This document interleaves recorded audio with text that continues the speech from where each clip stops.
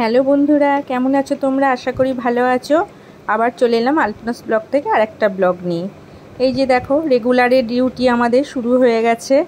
এই যে মেয়ে একজনকে সাজাচ্ছে, ও আর এক আমার পাগলি মেয়ে, মানে মেয়েরই বান্ধবী। তো ওকে সাজাচ্ছিল, বৃদ্ধির লুক সাজাচ্ছিল।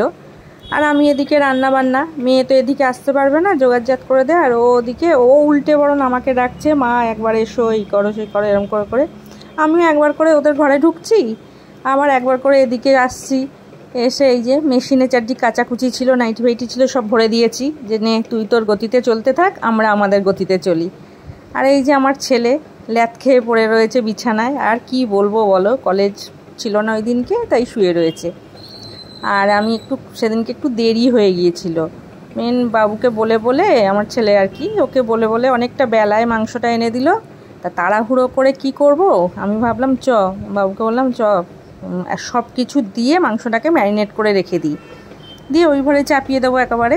ওই জন্যে যা কিছু আদা রসুন পেঁয়াজ জিরে ধনে লঙ্কা হলুদ সব দিয়ে, একটু দই, সব কিছু দিয়ে আর ওটাকে মেখে রেখে দিয়েছিলাম আধ ঘন্টার মতো। মানে আমি এদিকের কাজ করতে করতে আধ ঘন্টা 40 মিনিট হয়ে গিয়েছিল। ততক্ষণ ওটা রইলো। আর ওদিকে আর আমরা জানোই ভেতো বাঙালি, মানে বাঙালি মানুষ, মাংস একটু আলু ছাড়া চলে না। আমি একটু আলুও কেটে রেখেছিলাম, তাই না এইসব করতে করতে এর টাইমটাও হয়ে যাবে, তখন একেবারে চাপিয়ে দেবো।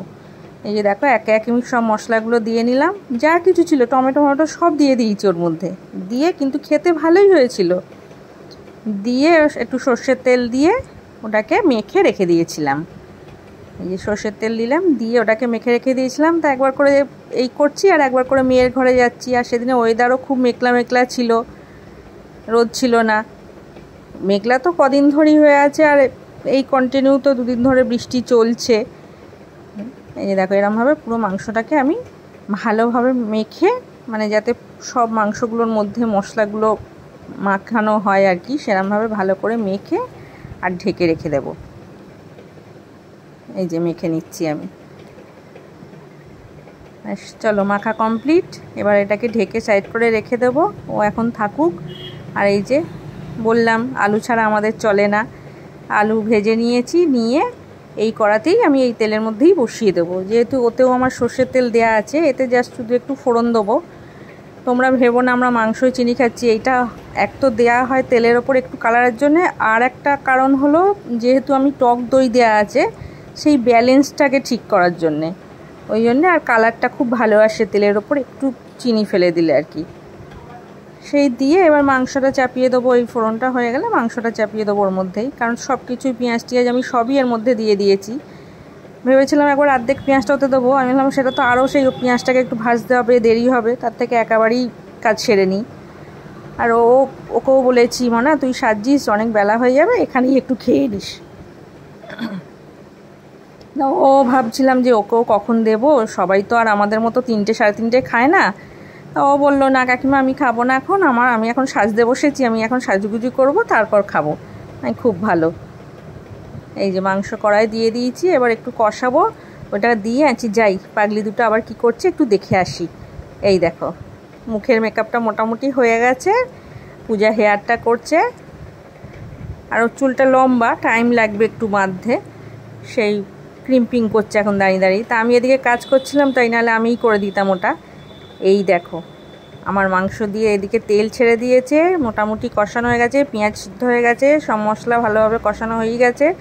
এবার দেবো আলুটা, আলুও ভাজাই আছে, চন্দ্রমুখী আলু। সেই আলুটা দিয়ে মিশিয়ে, আর এটা ঠান্ডা জল দেবো না, আমি জল দেবো একটু গরম জল করব, কারণ আমি এটাকে ঝোল করব। মাখা মাখা করলে দুপুরবেলা ভাতের সঙ্গে। আর সেদিনকে সেরকম কিছু রান্নাও করিনি, করেছিলাম হলো একটু শাক ভেজেছিলাম, উচ্ছে আলু সিদ্ধ করেছিলাম, কুমড়ো ভাজা করেছিলাম, এইসব করেছিলাম। সেই জন্যে আর বেশি কিছু করিনি। এই দেখো, আকাশের মুখ ভার, এই যে আমার উঠোনটি, তাও তখন বৃষ্টি হচ্ছিল না, মেঘলা মেঘলা ছিল, কিন্তু এই দুদিন ধরে শুরু হয়ে গেছে বৃষ্টি। আর এই যে চিকেনটা আমার কষানো হয়ে গেছে, এরপর আমি জলটা ঢেলে দেব। এই দেখো, সিদ্ধ মোটামুটি হয়েই গেছে। এইবার গরম জল করে নিয়েছিলাম এই গামলাটার মধ্যে করে, এটাতেই ঢালবো, তো ওতেই একটু জল নিয়ে ইন্ডাকশানে বসিয়ে দিয়েছিলাম। জলটাও গরম হয়ে গেছে, এবার গরম জলটা দিয়ে দিলাম, তাড়াতাড়ি ফুটে যাবে। আর আমি মশলা ঝাল টালগুলো খুব যে আহামরি দিয়েছি তা না, কারণ আমি ঝাল এখন বেশি আমাদের কেউই খেতে পারে না। যেই থেকে সে আমার অপারেশনের পর থেকে মানে ঝাল খাওয়ার অভ্যাসটা একদমই চলে গেছে। কিন্তু মাংস একটু আধটু না দিলে না, তাই কাঁচা লঙ্কা দিয়েছি, আর শুকনো লঙ্কাটা দেখলেই আমি অল্প করেই দিয়েছি। এই জন্যে ঝোলটা খুব যে টকটকে হয়েছে তা নয়, কিন্তু খেতে খুব ভালো হয়েছিল। ও খেয়ে বলল, কাকিমা খুব ভালো হয়েছে চিকেনটা। যাক, তোদের ভালো লেগেছে, এর থেকে বড় পাওনা আর কি আছে।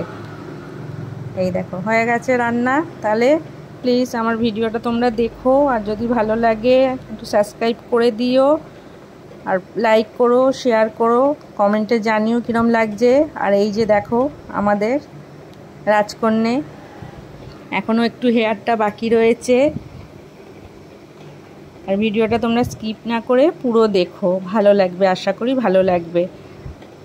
যখন যেটা পারি সবই তোমাদের সঙ্গে শেয়ার করি। এই যে এটা আমার দালানটা, আর এখানে কোয়ার্ডার তো এইরকমই সব পুরনো কোয়ার্ডার। আর এই দেখো আমাদের রাজকন্যা রেডি পুরো। এই হলো বৃদ্ধির লুক।